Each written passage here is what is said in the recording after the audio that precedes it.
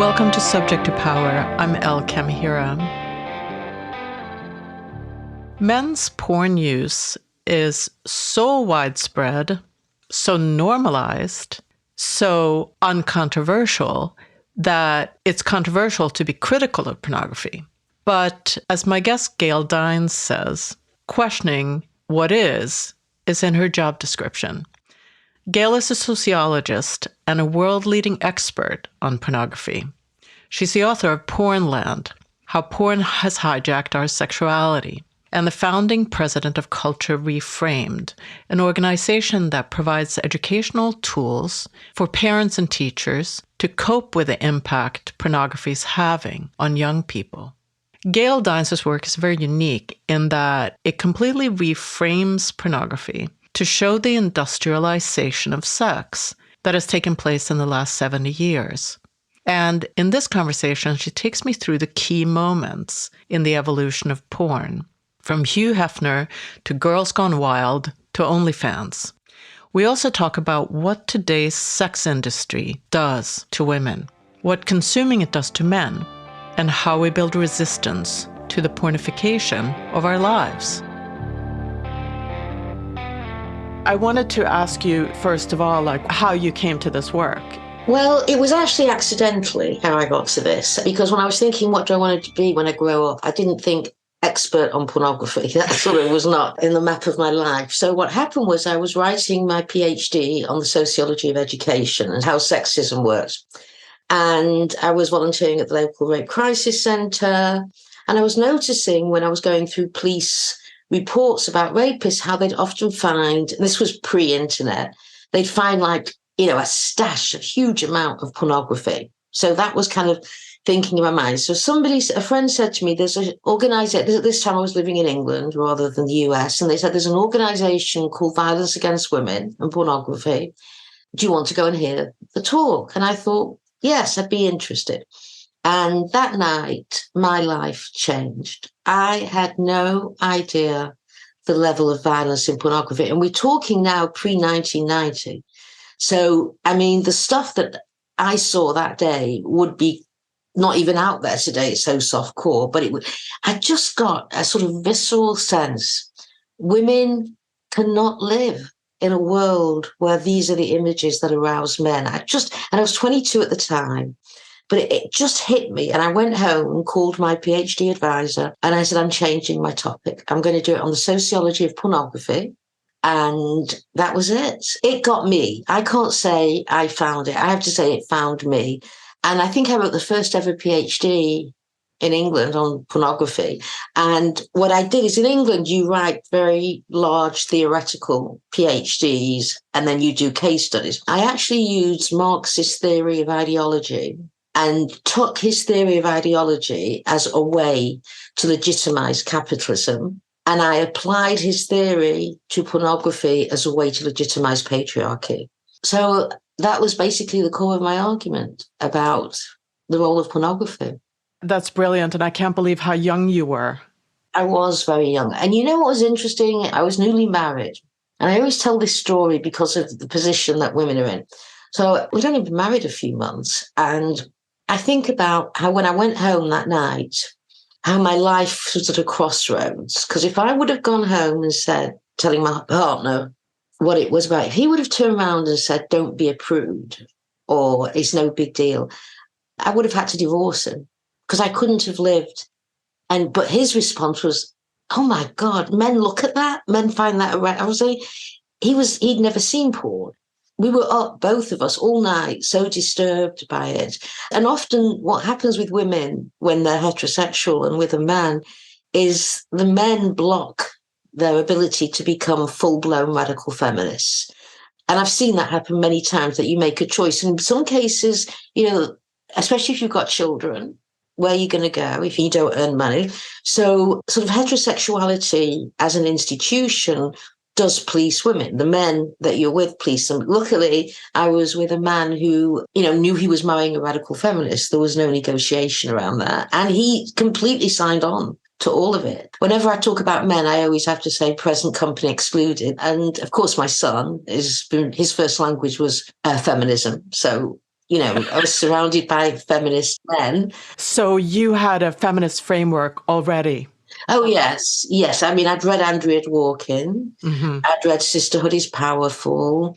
But I have to say, I overlaid the radical feminism onto the Marxist critique of capitalism. And it works so well. The truth is, a lot of the ideas in radical feminism are based in the structural analysis that Marx developed around capitalism.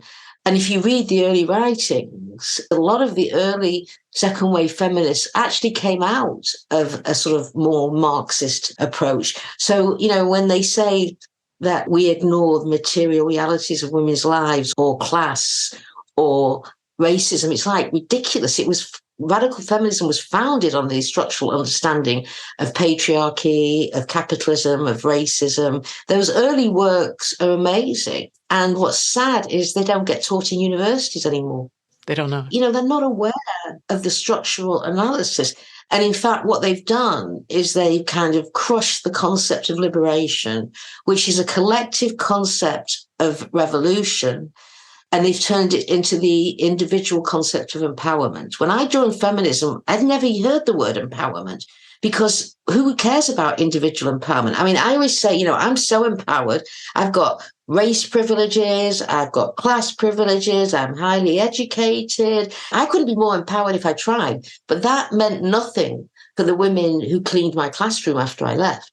And in fact, the empowerment of elite women is based on the exploitation of poor women in numerous ways. So this whole concept of empowerment is a neoliberal individualistic one that replaced the sort of radical feminist notion of liberation, which is, you know what, if I'm fine, but you're not, you're my sister, I will walk across mountains to make sure you're fine, because that's what liberation is. I don't want to dwell too long on how you got from there at 22 years old to Culture Reframed, but can you give me like a sense of your trajectory? Yes. Before I finished my doctorate, I got a position as an assistant professor, got tenure, became a full professor, but I was always an activist. I remember the day I got tenure thinking, I'm never writing another peer-reviewed academic paper as long as I live, because it's such a waste of time for all the handful of people who are going to read it. So I was always an activist. I was on the lecture circuit for 20 odd years. So it was around 2015. I'd just given a talk. It's called a grand round in a hospital, where basically all the doctors, and in this case, it was the pediatricians and the pediatric nurses, it was a children's hospital. And I went in, and this is very typical. You start off at 9 a.m. and they all come in as professionals. By 9:15, they're all parents, by going nuts. And I gave this lecture on pornography and the harms and to women and children. And of course, if you've got kids, that's uppermost in your mind. And I looked out afterwards and I thought, I can't keep doing this. I can't keep going to places, dropping what somebody once referred to as a knowledge bomb, and walk away. I'm leaving these people in a state of sort of hopelessness. So about the same time that hit me, I gave a talk at a philanthropy conference for wealthy women. And a group of women came up to me afterwards and they said, we want you to start a nonprofit and we're going to give you money, quite a lot. And thought, well, that doesn't happen twice in your lifetime. So I became a professor emerita, stopped teaching. And then I brought together a team of public health experts, from pediatricians to adolescent psychologists, to nurses, to sexual health experts. And we said, look, we have this problem called pornography. And what do we need? Because there's nothing out there to help anybody. And the most important in the initial stages of bringing up a kid is that parents are knowledgeable and skilled about topics. And clearly they were not knowledgeable and skilled about pornography. So we built, using 8 experts from multiple disciplines, a program called the Parents of Tweens. And it's free. You can go on to Culture Reframe, just hit Parents Program. And then we built the Parents of Teens. And these are about 13 modules, science-based, interactive, user-friendly, which basically gives parents the knowledge, skills, and confidence to talk to their kids about pornography so they can build resilience and resistance in their kids to pornography. That's our goal. Then we started getting professionals coming at us, doctors, lawyers, therapists, child protection agencies saying, there's nothing like your program anywhere. We're using it in our trainings. We're teaching parents about it. So it just kind of took off like that, because and worldwide, internationally, because this is not exactly a glutted field. There's nothing out there for them. It is such a great resource. And there will be a third program, which we've just finished, which is how to teach sex ed with a porn critical lens. And it is a one-stop shop for educators, facilitators. It teaches not just about pornography, but critical media literacy. And what's interesting about it is the first 5 or 6 lessons are not on pornography, they're on exploitation, teaching kids the framework of exploitation.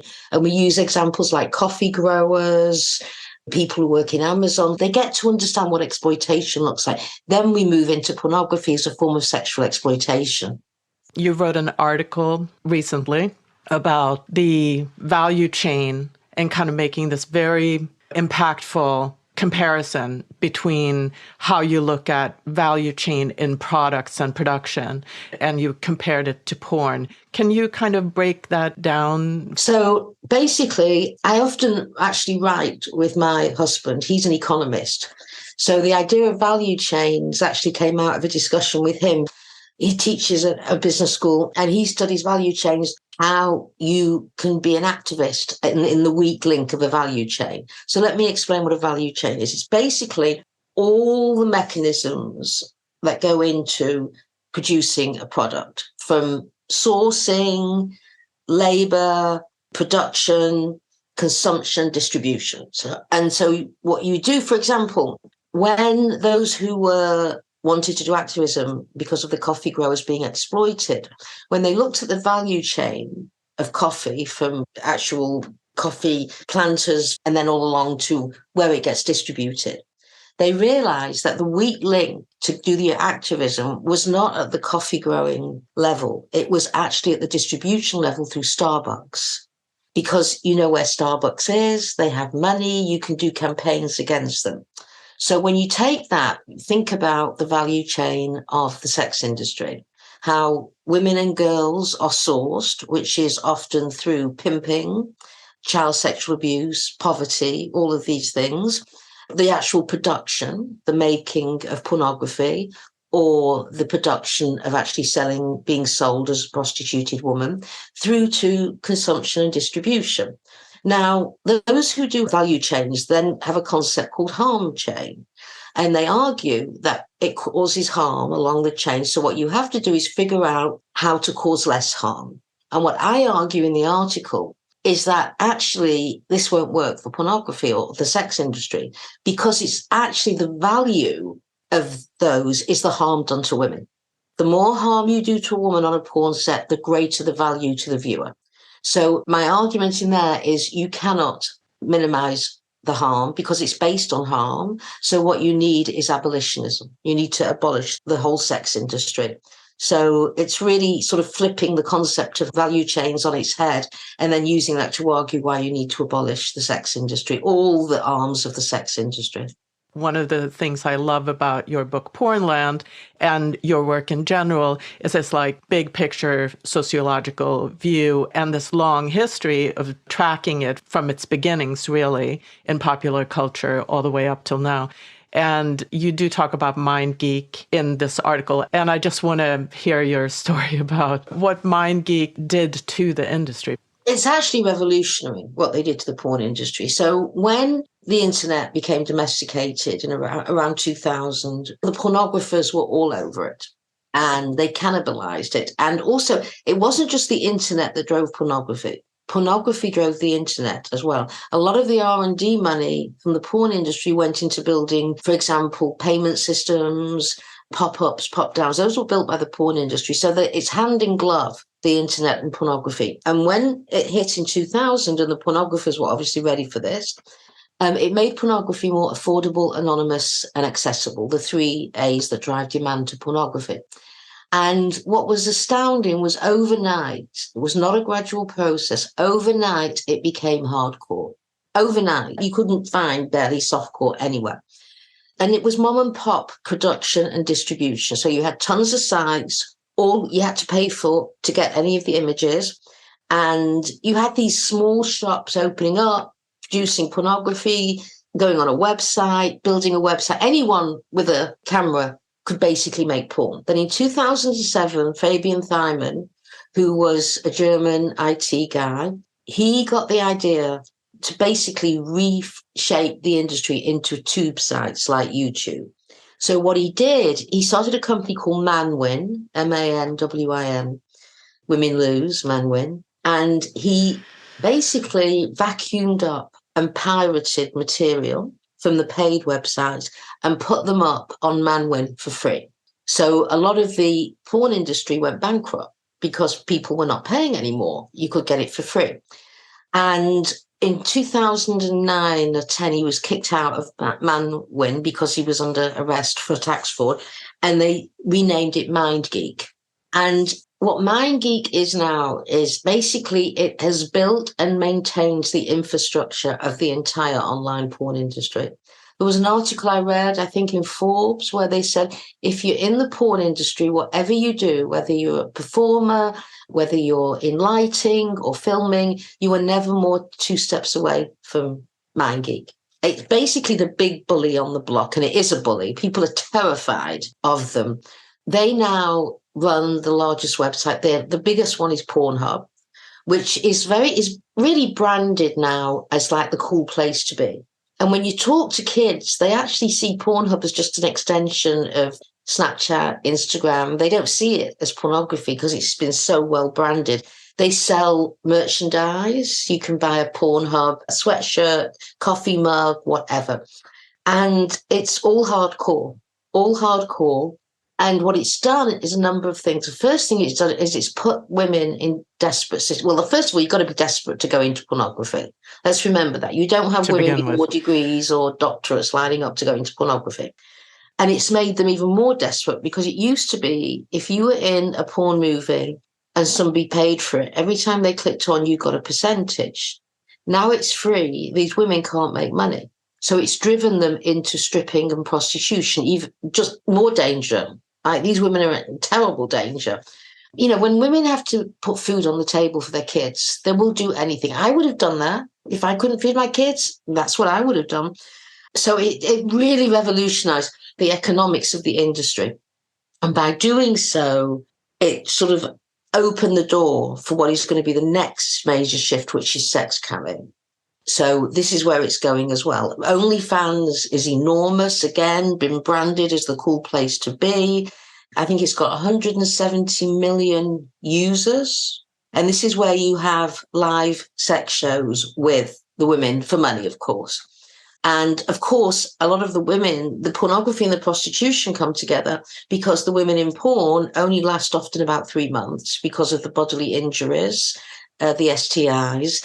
And that's not a long bus ride from the valley in LA to Nevada brothels. And it's also true in other countries where you've got webcamming, like Romania and Colombia are the 2 largest countries of webcamming, poor countries where women are desperate.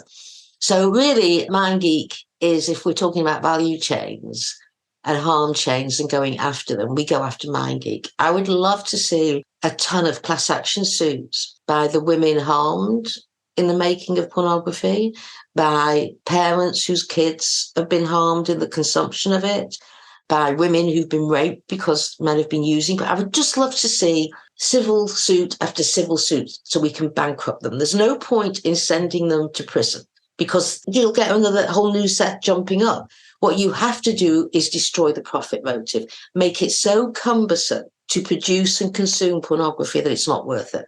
I'm having trouble seeing that future because it just seems so intransigent. And also, like you're describing, it's kind of an ecosystem of like the harms chain that seems to move women back and forth into pornography, stripping, prostitution, webcamming.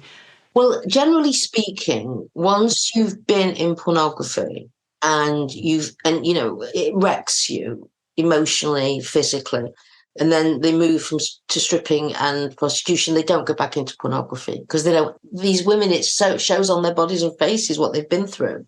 But the prostitution, stripping, and webcamming is a revolving door, right? But you generally start in pornography, and then they use you up, squeeze every inch of your life out of you, and then you're thrown out into the rest of the sex industry, which is really, I think, if you want to think of the sex industry, it's a horrible idea, but I'm going to say like a butcher shop. You know how a butcher uses every piece of the animal? This is what the sex industry does. Uses every piece of the woman. There's even cases in trafficking where from some countries, before they sell her on, they take her kidney so they can sell the kidney on the open market, and then they sell her to traffickers. I mean, it's just awful. Yeah. All right. So I want to take us back to a little bit of the history, like how we got here, which you do so well in Pornland, because we didn't get to this extreme overnight, even though the internet was kind of the big ungluing. You talk about the early porn magazines, and one of the most interesting things that I found about Playboy was that the whole idea that they were going after the married guy and giving him an alternative to the prison of marriage, and that was very seductive sort of marketing. Well, it was very interesting. It came out in 1953, which was arguably a very conservative decade. So the real thing that's interesting is how did Playboy become a massive overnight success, which it did. It sold out overnight. And in fact, Hefner didn't put a date on the first one because he thought he would end up in prison and there wouldn't be a second one. And in fact, it became the major magazine of the 50s. One of the reasons is, and he was very clever, you couldn't sell, quote, a pornographic magazine, unquote. So he made it a lifestyle magazine with articles. When you go through the early editions of Playboy, you know, there's like a 3-page article on what desk to buy, a 2-page article on what suit to buy, because these were upwardly mobile, white, middle-class men. And for the first time, they had disposable income because you had the emerging middle class, and they didn't know how to spend it. I mean, it's almost unthinkable to think that Americans didn't know how to spend money. But remember, they'd come out of a war and a depression. They were frugal. So now all of a sudden you've got this money. And what Playboy did was very interesting. It said to the white, upwardly mobile, middle-class guy that basically we are your lifestyle magazine on how to dress and act and look the part. So, of course, it had advertisements for clothing and everything. Also, what you did to sell it was, of course, you had the centerfolds, the Playgirl of the Month, whatever it was called. Now, of course, he argued people buy it for the stories and the high level. And it was a literary magazine. They had some very high level writers. But of course, all of that was just smoke and mirrors to hide the fact that it was a pornography magazine and men were buying it to masturbate to the images. But that image would not have flown anywhere in the 50s. So you wrapped it up in the sort of wrapping of the upper middle class male lifestyle. And the sort of argument was, you know, you're buying it for that. And if you look at the pictures, then whatever, that was the way they did it. And it's very interesting. What he said was he always used the concept of the girl next door, because the idea was if you buy at the level that Playboy encourages you to buy, if you consume at that level, you can get the girl next door. It was helping capitalism jumpstart mass consumerism. So not only did he commodify women's sexuality, he sexualized commodities.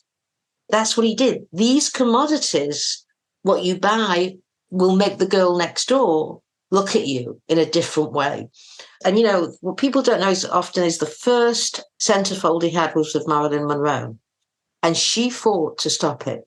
She was completely devastated by being in Playboy. She'd had those pictures taken when she was basically starving, trying to break into the acting world. And she fought him, and he used those pictures for free. She never got a penny, and she didn't want them. And you know what's worse about that? Not only did he exploit her in life, when she died, he bought the burial plot next to her. He's buried next to her, which means that even in death, this man is stalking her. So, I know, it's so horrible. You know, a few of us have talked about, should we dig him up, you know, give her some peace so she's nowhere near this awful predatory guy. The thought of that makes me crazy, that this poor woman is buried next to this, one of the world's creepiest predators, who was shown to be a rapist, you know, molester, the lot. Anyway, so Playboy ran the show from 1953 to 59.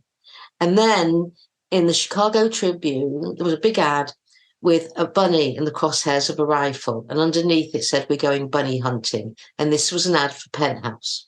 So Penthouse came onto the American market. It was already selling very well in England. It came to the America. And there was a war between 1959 and 1963. Who could produce the most explicit magazine? And what happened is Playboy crossed over away from the upper middle class lifestyle through to a much more pornographic magazine. And so while Penthouse became more graphic and won the battle, Playboy in the end pulled back because it won the war, because advertisers were starting to leave Playboy. They wouldn't go near Penthouse much. You get money from advertising, not from sales. So he declared in 63 that the battle was over and they were pulling back. And then watching from the sidelines was a man in Ohio who owned a strip club, and he could see that pornography was getting more explicit. And his name was Larry Flint. And it's no accident that after the war between Playboy and Penthouse, Hustler suddenly comes on the market as the hardcore. So that basically the industry then was softcore was Playboy, hardcore was Hustler, and in the middle was Penthouse, which is, by the way, where you never want to be, which is why it never did as well as the others. Then, of course, the VCR, that made it, you could take it home, the pornography. And in the beginning, for every one regular tape sold for the VCR, 4 were pornographic. So pornography led the technology of the VCR, and then the whole shift towards the internet. Yeah. Which changed everything. So Playboy, Penthouse, and Hustler really set the groundwork, laid the foundations for where we are today. Because without those 3 magazines grooming the American public into seeing pornography as legitimate, you would not have been able to have this explosion in 2000. And what strikes me a bit is the role of male competition in all of that, the one-upmanship, you know, doing better, taking more market share, etc., while incrementally compromising women and women's bodies more and more every step of the way.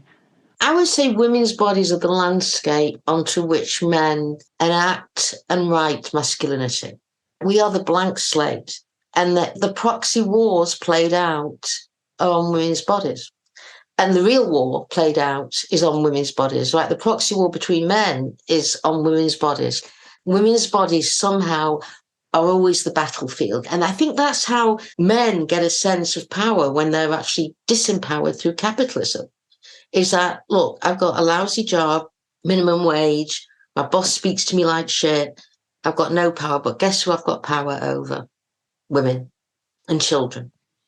You know, there was a moment in the kind of pornification saga where it was made cool to like much more mainstream than it had previously been, and where it just became acceptable. And I remember these moments really well. I wondered if you can talk a little bit about that, just kind of the figures like Jenna Jameson or, you know, the Girls Gone Wild. Which, by the way, I was an expert consultant that helped to bankrupt Girls Gone Wild. We bankrupted them in the law cases. You in get fact, a medal. the very room I'm sitting in that you can see, we got built on, because I was an expert witness and got paid for it. This is the Girls Gone Wild room because that money paid for this. So I would say around the 1990s, early 2000s, what you saw was the pornification of the society and hypersexualization, where suddenly it was a free-for-all for women's bodies. You saw the advertisements become much more hardcore. You saw pornography become more mainstream. And I think it was a good idea for you to bring up Jenna Jameson because she, we talk about porn stars. I hate that term because there's probably about 5 or 10 porn stars in the world. The rest of the women are in and out of that industry, no money. But Gemma Jameson was the first porn star. She was, by the way, gang raped when she was in her early teens. She was neglected by her father. She was raped again by her boyfriend. She was like very typical of, the horrible history of abuse that women in porn have. And they used her to kind of whitewash, the blonde, good looking, all American girl. And what's interesting, if you read her book, How to Make Love Like a Porn Star, she's in porn at that time and she's trying to say how great it is. But if you read between the lines, you can see she hates it. She said in an interview, while she was still in porn, she said something like, I know men, and men are the worst things in the world. They're so disgusting. And she had a massive following. And then she opened the door for some other porn stars. Sasha Grey was very important. And just as Sasha Grey was starting to become big, I was with actually a guest you've had on before, Bob Jensen. We went to the Adult Video Expo in Las Vegas. And I was interviewing a pornographer. And he stopped me and he said, you see her? Her name's Sasha Grey. She's going to be really big. She'll stick anything in her cunt to get famous. That's exactly his words. And he was right. Then what happened is she started to cross over into a few movies, mainstream movies. And I remember thinking, oh God, this is a terrible sign. And it turned out it never worked, right? You cannot cleanse the dirt of pornography off your body in patriarchy. So she got very big.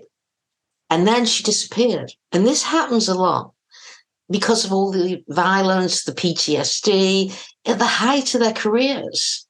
They leave. There was another one called Annabella Chong, and her fame, which is terrible, was to be in the largest, what they call gangbang ever in history. Hundreds of men lining up, one after the other, just penetrating her. I couldn't watch it all, obviously. I could only stand to see, and there was next to her were bags of ice, so they should put on a vagina to stop the swelling in between, all sorts of awful things. Anyway, she got really big. And then I went on her website. I was following her and she said, in big letters, Annabella Chong is dead. I am in my grave. And that was it. You never heard a word from her again. So it just tells you even the porn stars, and these were a handful of porn stars, couldn't do it, just couldn't do it. And you can't think of it. I mean, these women are the strongest women in the world, that they can stand this and get up the next day and have the same things happen to their body. They can tolerate this. It takes a very strong woman to be able to live through that. But the price they pay is enormous, emotionally and physically. A little bit back to Joe Francis and Girls Gone Wild. So that was another moment. And I remember this so well, like it was kind of mixed in with MTV. And I remember feeling this like, oh my gosh, young women are just letting themselves be exploited. It's just so disappointing and upsetting. Well, it was actually, let me give you the background to that so you understand why this happened. So because I was on the case and I was an expert consultant and brought together the expert witnesses, so I worked on that case, 2 cases for quite a while. So first of all, what would happen was, it's not just these women would go and do this. What would happen is that it would be spring break in Florida. And they would say Girls Gone Wild is coming to town. And they would make a big deal of it. And they would take over bars. They would give free drinks. And they made it like a party scene because he was a celebrity, Joe Francis. So they really sort of got the excitement going. Now, Girls Gone Wild is known for women lifting their T-shirts up. The reality is that's not what Girls Gone Wild was. When you went onto the website and you joined, it was hardcore girl-on-girl sex. That was what was making the money, okay? The sort of lifting the T-shirt was this, this is fun bit. But the real stuff went on in hotel rooms all over Florida where these girls, for a hat and a T-shirt, some of them, by the way, who I interviewed, not for the case, this was in my interviews when I was writing porn, they were virgins. They'd never had sex before. And this was their first introduction, was in a hotel room, having hardcore sex with their best friend, who they would never speak to again afterwards because they were both mortified, with 3 cameramen, lighting. You're completely naked. You're 18 years old and you've got men in their 30s standing around you fully clothed with the camera almost in your anus and vagina. So what would happen is how they would get these girls. So the cameramen were told to go on the beach and look for a 10, what was called a 10, the gorgeous one. And the job was to get her into the actual video, into the room that night so she could be on the video.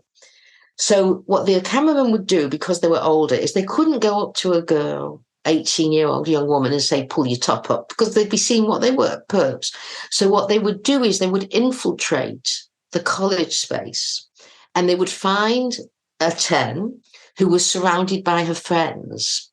And then they'd get the friends to do the dirty work of saying, take it off, take it off, take it off. And I would see these girls, when you watch the tapes, not wanting to do it, and in the end being bullied by their friends, mainly males, to... Now, once you got her to lift her top, you'd basically crossed her line. You'd broken her. And that's how you got her into the room that night in order to do the hardcore sex.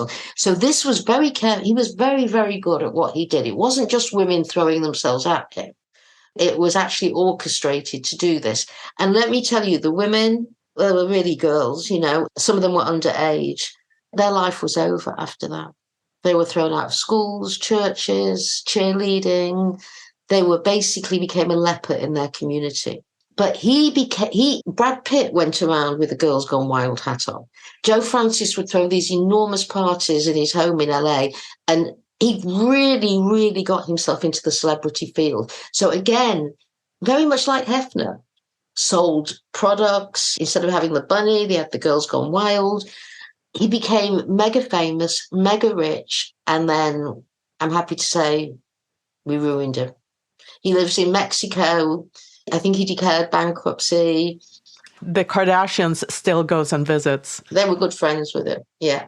And the Kardashians actually are a very good example of the culture we live in, which is to be famous today is you have to be famous and photographed. That's all you do. You don't have to do anything else. But of course, Kim Kardashian got her start with a sex tape. Which she leaked, which is unusual because the other sex tapes were actually stolen from Pamela Anderson, Paris Hilton. She leaked her own because she saw that overnight Paris Hilton became a megastar. She leaked her sex tape, but that's kind of forgotten now. She's become kind of, again, millions. Being very wealthy is like having an upmarket cleansing cream. You can cleanse off the so-called dirt of how men think of you as a, quote, slut. Working class girls can't do that. Studies actually show that working class girls who are given the sort of called sluts in high school actually go on to really have their life undone in adulthood. It follows them, causes depression, anxiety, they're traumatized by it. Everyone had the school slut, so to speak. Well, that poor girl was probably being victimized sexually by a parent or by a relative or a friend. But she will always carry emotionally that marker of being a slut. I wanted to get into a little bit, so not everyone knows that porn is not sex and sex is not porn. Mm-hmm. Which is why you're out here educating. If you can talk a little bit about the distance between porn and sex. I think the way to think about this is porn is an industry, a multi-billion-dollar industry. Sex is a human desire, an act that should belong to you. It's the difference between porn is to sex what McDonald's is to food. The commodification, monetization of a human need that is stolen from you, repackaged and delivered back at a cost, and the package is nothing like the original. So it's basically the industrialization of sex. And that's what people don't get. They often argue that, anti-porn feminists are anti-sex. The reality is we're pro-sex. That's why we're anti-porn. We can't stand what the pornographers have done to sex. You can't be pro-sex and pro-porn. You've got to make a decision. And people often say to me, well, there's always been pornography from cave drawings, whatever. Yes, true. But there's not always been a porn industry. That began in 1953 with Playboy. That was the first time any pornography magazine interfaced with mainstream capitalism. So what we try and do really in our work at Culture Reframed and in Pornland, which I really stress as well, is you've got to think of this as one of the most sophisticated businesses around. Also, it is a multi-billion-dollar above-ground business that has absolutely no regulation. It is the most unregulated. It's like we deregulated the tobacco industry or alcohol, because anyone, any age, can get onto a porn site. And really what pornography is when you go on the main porn sites like Pornhub, what you're actually seeing is torture. It's torture. They weaponize sex in order to torture her. And in fact, the very definition of the acts of torture map on perfectly to pornography. And, you're not allowed to consent to torture. So the whole business is illegal anyway. I don't care how many contracts that woman signed, you cannot. It's like you can't consent to having your kidney removed. As a society, we've decided we can't do that. So we also decided you can't torture, but yet, as long as you do it on a porn set with women with the camera going, somehow it doesn't get classed as torture. And you make the distinction as you track this history from like softcore to hardcore to gonzo. And I think in that sense, it's also not sex in terms of like the physical, extreme physical stuff that you're looking at. This is hard to unpack, and we have trouble, those of us who are studying this, but in a way, from the viewers, it is sex. Because they're not just, if they want to torture her, they can beat her with a baseball bat. There's lots of things they can do. Why is it always about penetration, calling her names like bitch, whore, cum dumpster, and everything they do to? So it's really the weaponization of sex. And the goal is to make a profit off torturing her. But torturing her alone, you see it for what it was. Like, imagine being strangled, hands around the throat that can kill you. Imagine she was fully clothed, he was fully clothed, and we had a website where basically he's just strangling her. We'd see it for what it was. But again, have that while she's being penetrated by three men, and it becomes suddenly sex. So you have to have the sexual element in there in order to legitimize it and take away, or rather render invisible, that it is actual torture. One of the interesting things in your book is listening to or watching men talk about porns on the comment boards, etc. I think it's so insightful to hear how they talk about it. Totally. So I went on the porn discussion boards where the porn aficionados go, the ones really into it. And I read their threads, what they were writing about. And it was so interesting. For example, one thread that had hundreds and hundreds of responses was called Painful Anal. And somebody asked, can somebody direct me to a porn scene where the bitch can't stand anymore because the anal sex is so painful? And men were writing in, look at this movie at 3 minutes, 14 seconds, and you can see she's in terrible pain and she can't stand it. And they were all putting all of their favorite scenes where she's basically just falls apart because it's all so painful. Another thing they got really upset about, and it was a long thread, on the porn sites, they used to put things like, and they still do, fresh meat, which means she's never been on porn before, or they'd have a big banner, first time ever on camera. So one guy had joined a website, first time ever, and he recognized the woman from another porn film. So he was enraged. How dare they? I spent money on this and I seen this bitch elsewhere. This was not the first time ever. And all the others wrote in similar rage. And so I'm reading this thinking, why are they so upset? And then it dawned on me, what they were upset about is they wanted to be there at the moment where she moved from a civilian to a slut. They wanted to be present at the moment she became slutified in their minds. And if she'd already been in porn, she was a slut. So you were not watching it. So they wanted to be there at that critical moment when her life forever changed. And that's what got them upset. And then I came across another thread, huge thread. And now they refer to the women all over these discussion boards as bitches, whores, cunts, you name it. Suddenly I'm reading a thread about my sweetheart and sweethearts and my love. And it's about pornography, and they're talking about their love and their sweetheart and their darlings. And I'm thinking, what is this? This is like, I've never seen this on the website. You know what it was? It was threads around sex dolls. They were so-called in love with their sex dolls, and they talked about what a sweetheart she was, what a great relationship they had. And like one guy wrote, because you have to have their anuses and vagina and mouths repaired because from overuse, you can imagine. So they send them back to they're $6,000, these dolls, right? So they send them back to get them repaired. And one guy wrote, he's sending his doll back and it's going to be 3 weeks. How am I going to get through these 3 weeks? He said, I don't know what to do. And then a ton of guys come on and say, we're with you, bro. We've been there. We know what it's like. We're here to support you. And let me tell you, when she comes back, it'll be better than ever before. I felt like I'd fallen down a rabbit hole as I was reading these. So just to make sure I got this right. So the way they speak about actual women is just pure abuse. Totally. The way they talk about their sex doll is with affection and tenderness. And love. They sounded like they loved them.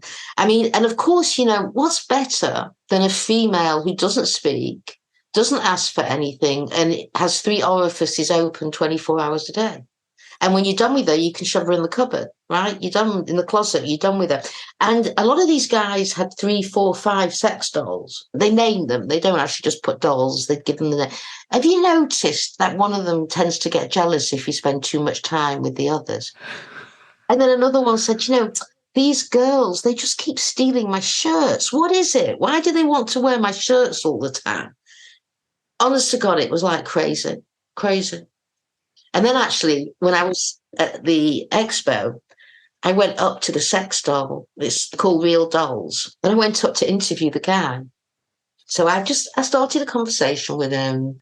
And I said, about the dolls. And I said, why do you think men buy these dolls? And he said, well, it helps them develop good relationships with women. So I said, really, how can you walk me through this? So he sort of got this crazy shit he's giving me about how they learn to act with women, etc. And he said, and he saw my face and he says, you look judgmental. And I said, no, I'm just, of course I was, but I said no. And then at one point, just as I'm writing, I didn't even look up. I said, tell me, do you fuck the dolls? And he kind of gasped because he wasn't used to someone. I said, yeah, do you fuck them? And he said, no, I would never do that. And I said, oh, who's being judgmental now? I think the point is the debasement of women, not sex, not intimacy. It's the debasement. Totally. That's what it's about. I mean, the more she's debased and dehumanized, the greater the sizzle. Yes, it's built on that, which is why, as we started this conversation in the harm chain, is you cannot fix it. Because at its very core, it's built on the debasement, humiliation, degradation of women. You take that out, you don't have pornography. That's what pornography is. Because pornography is not just a narrative about sex. It's a narrative about relationships and intimacy. And, when I'm on the lecture circuit, it's so interesting. They're usually packed because you've got the word pornography in there, which draws the students. So you walk in, there's 500 students, and the first few rows are often the athletes, and they've got, baseball caps on backwards, and they're sitting there. And literally, I won't say hatred, but their dislike of me is coming. You can feel it, it's palpable. And they're sitting there with their hands crossed, and I can see what's going through their head, which is, what the fuck does this middle-aged woman know about porn? And then what happens about 15 minutes in, you see an entire change in their body language. They begin to relax. And if they could reach out and touch me, they would, because they don't like what they're doing. But nobody's ever, and I don't sort of shame and blame them. I talk about how they're being manipulated by the porn industry and what it's doing to them. And I mean, I often have rows of men afterwards, help me get off porn. I can't stand it.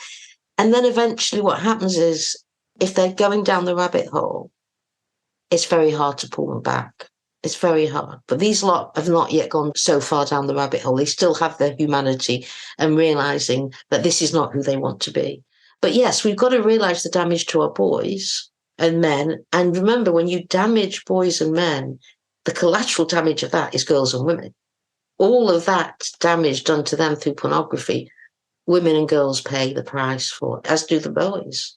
This is why, as a sociologist, I argue it's a cultural issue. It's not an individual issue. You know, that argument, if you don't like porn, well, don't look at it. That's ridiculous. It's like saying, well, if you don't want to breathe polluted air, don't go near polluted air. You can't. It's an individualist answer to what is a public health crisis. I have to say, there's many men I come across, young men in colleges, who are so injured by it and recognize the injury and want help. And what drives me nuts is when we start hearing people ask me questions about ethical porn or feminist porn. You can't make a absolutely unethical industry based on the destruction of women ethical. How do you do that? It's not possible. It's like slavery. You know, the slavery was a completely morally bankrupt system. What, by paying them a little bit, you were going to make it more ethical? No, some systems are too morally bankrupt to ever be shifted into the ethical universe. I think you say this in your book too. By the time they first encounter porn, most men have internalized the sexist ideology of our culture. And porn, rather than being an aberration, actually cements and consolidates their ideas about sexuality. And it does it in a way that gives them intense sexual pleasure. Yeah. So I think if we lived in a egalitarian society where women were truly respected, if we lived in that, men wouldn't be able to look at porn. They wouldn't. It would be such a vile thing to look, because, you know, most women I know can't stand to look at it. Although the younger women are looking at it more, but women I know of my age or younger can't stand it. And we know actually from studies that a lot of the younger women who watch it are actually terrorized by it. And I've got a sort of little anecdote here that, you know, as I said, my son's first language was feminism. And he wasn't banged over the head with it. It was just, he lived in a feminist household. So you internalize it. And we talked about the work I did when it was age appropriate. And we'd have conversations about pornography when it got to be age appropriate, which was around 11. I had the first conversation with him is, I said to him, you know, you're probably going to come across porn. I said, maybe your friends will show it, or you'll stumble on it, or maybe you'll want to see what it looks like. And I can't be with you all the time watching that you don't see it. I said, you don't want me with you all the time. Right? You don't want me breathing down your neck all the time. I said, but before you look, I want you to think about something. You have a choice to look. You don't have to look. You have a choice. And before you make that choice, think about this. We don't know what your sexuality is yet. We don't know whether you're gay, straight, bi. We don't know. And you know what? You will grow into a wonderful sexuality that is as wonderful as you are. And it will be yours and you will own it. But if you look at porn, you are giving something away. And these are the way we've talked in our house. I said, you'll be giving your sexuality away to predatory capitalists. You will no longer own it.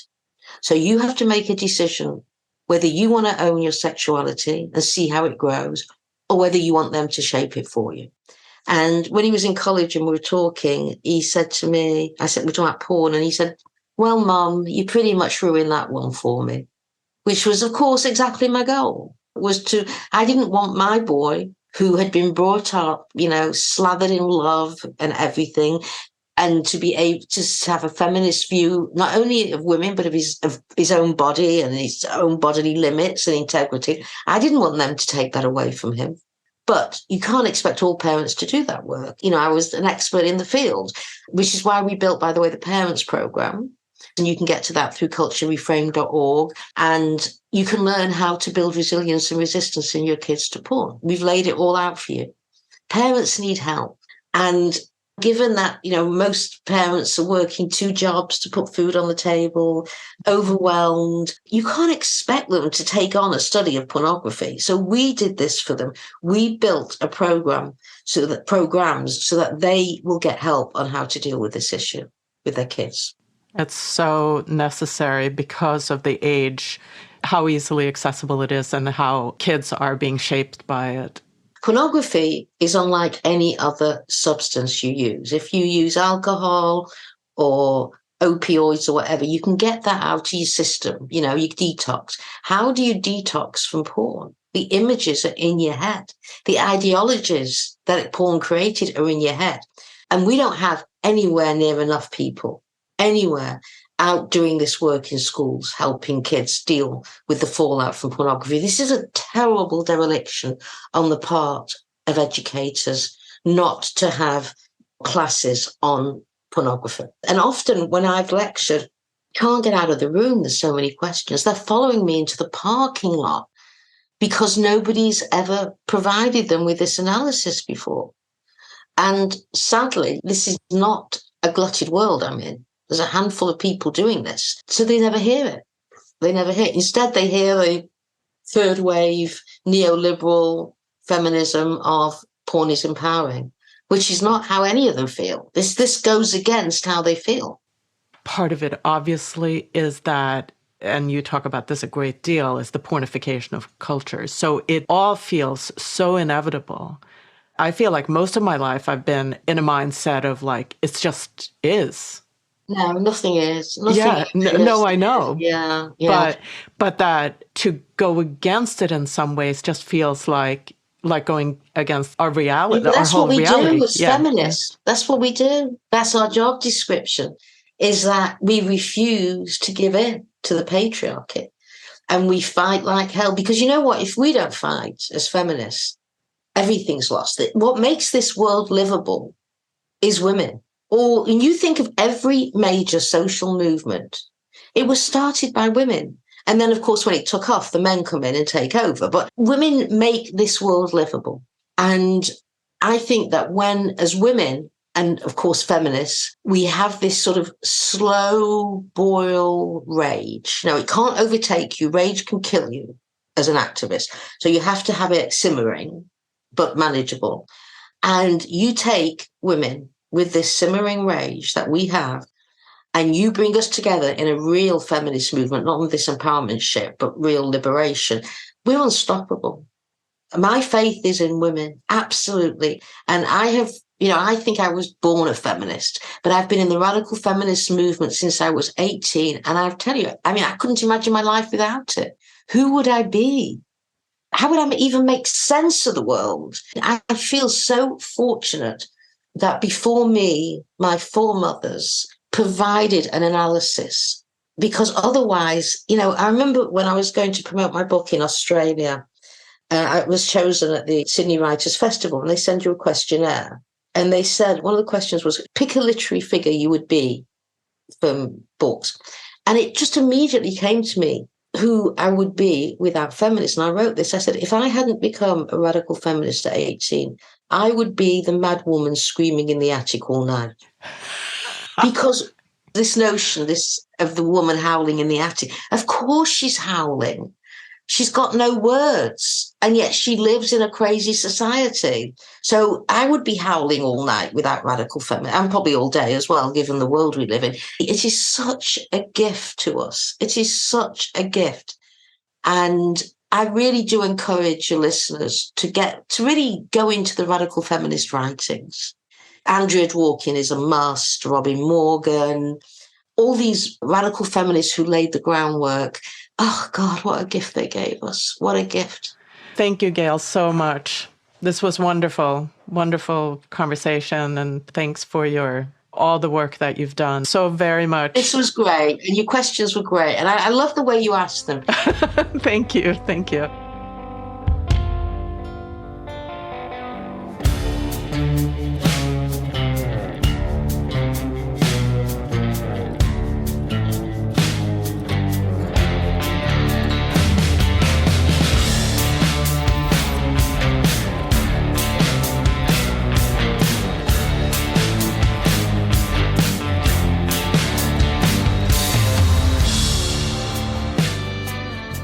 Thank you for listening to Subject to Power. You can find the show online at subjecttopower.com or subscribe to the show wherever you find your podcasts. I'd love to know your thoughts on these conversations, so please drop a note on the website or find us on social media. The best way to support the show is to rate and review Subject to Power on Apple Podcasts. It really helps other listeners find us. Subject to Power is written, hosted, and produced by me, El Kamihira. Audio engineering is done by Jason Sheasley at Abridged Audio. Cover art by B. Johnson, and music by Beware of Darkness.